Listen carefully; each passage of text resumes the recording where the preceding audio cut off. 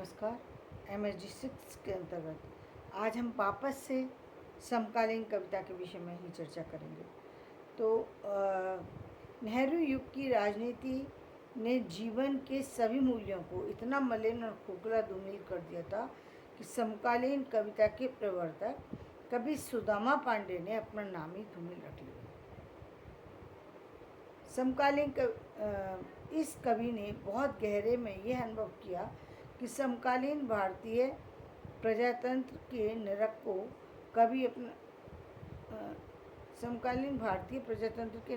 कभी अपना नाम धूमिल रखकर ही उजागर कर सकता है। हर स्तर पर जन जन की आकांक्षाओं आस्थाओं को धूमिल करता प्रजातंत्र, क्योंकि उनको ये बात महसूस हो रही थी कि जो उस समय लोकतंत्र था वो जन आकांक्षाओं को और आस्थाओं को धूमिल कर कहीं ना कहीं कर रहा था। हर स्तर पर शक्ति का खुला दुरुपयोग हो रहा था। कभी धूमिल ने कौन सी शक्ति, जो कि कानूनी शक्ति लोगों के हाथ में है, अधिकार की शक्ति, अधिकारी ताकत है, अधिकारियों के पास जो अधिकार की ताकत जो होती है, पद की जो गरिमा होती है, उसका वो कहीं ना कहीं दुरुपयोग कर रहे थे। कभी जिसमें प्रजा और तंत्र दोनों शक्ति का खुला उपयोग किया गया। कभी धूमिल ने संसद से सड़क तक काव्य संग्रह की लंबी कविता मोचीराम में कहा, मेरे लिए हर आदमी एक जोड़ी जूता है।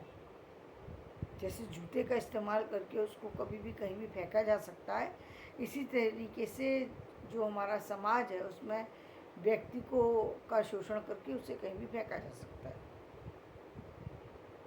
जो मरम्मत के लिए खड़ा है और वो बेचारा वापस से अपनी मरम्मत के लिए खड़ा है, क्योंकि बिना मरम्मत की काम नहीं चल सकता। जैसे जूता बार बार मरम्मत के लिए मोची के हाथ में चला जाता है, ऐसे ही वो व्यक्ति भी मरम्मत कराने के लिए बार बार उन लोगों के पास चला जाता है जिन लोगों ने उसको फेंक दिया था।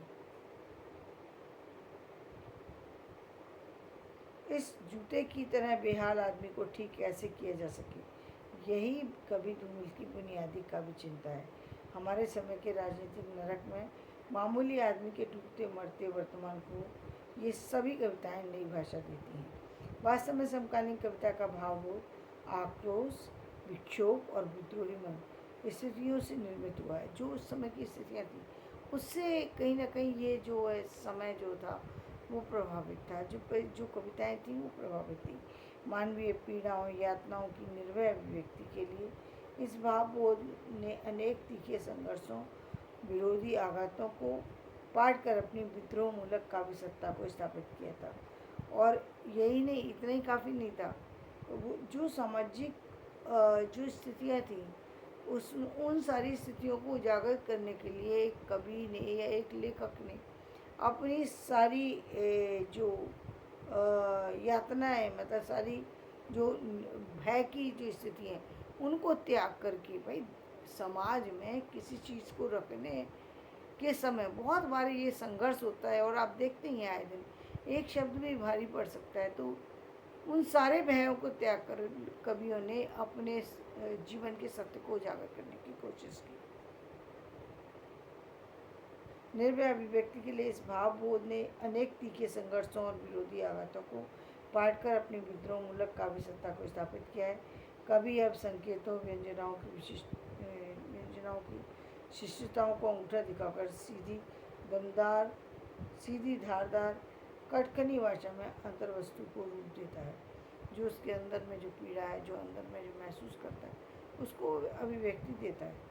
धूमिल से लेकर अरुण कमल तक युक्तियों का काव्य स्वभाव और काव्य संवेदना का स्वरूप इतना बदल गया कि काव्य सिद्धि का एहसास काव्य पाठक के मानस में दर्द के धमाके करता है। ज्वालामुखी स्फोट की भीषण स्थितियाँ विद्यमान है।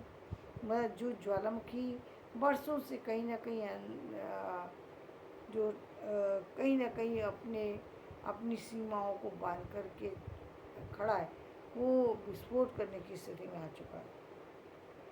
कवि भावुकतापूर्ण मध्ययुगीन मूल्य दृष्टि, आदर्श मूलक सांस्कृतिक मूल्य चेतना, पवित्रता मूलक मिथक, प्रतीक बिंब, झूठे उदारतावाद, छलिया करुणावाद, सहानुभूति के दांत दिखाते मानववाद, सहानुभूति के दांत दिखाते मानववाद। मतलब व्यक्ति ये सहानुभूति के दांत दिखा रहे हैं, सच्चाई में वो सामने वाले को पसंद नहीं कर रहे, लेकिन क्योंकि समाज में खड़ा होना है, क्योंकि उन लोगों के साथ ही खड़ा होना है, उन लोगों के साथ जाए तो बेकार में ही अपने दांत को निपोड़ रहे हैं।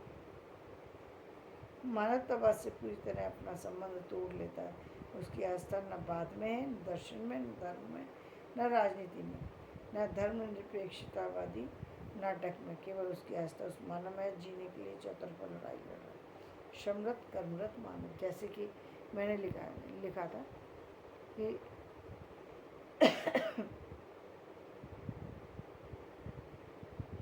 मुझे याद नहीं आ रही इस समय रचना, तो मैं अपना इसको यहीं विराम देती हूँ। मेरा ये वीडियो पसंद आए तो लाइक करें, शेयर करें, सब्सक्राइब करें। यदि वीडियो पसंद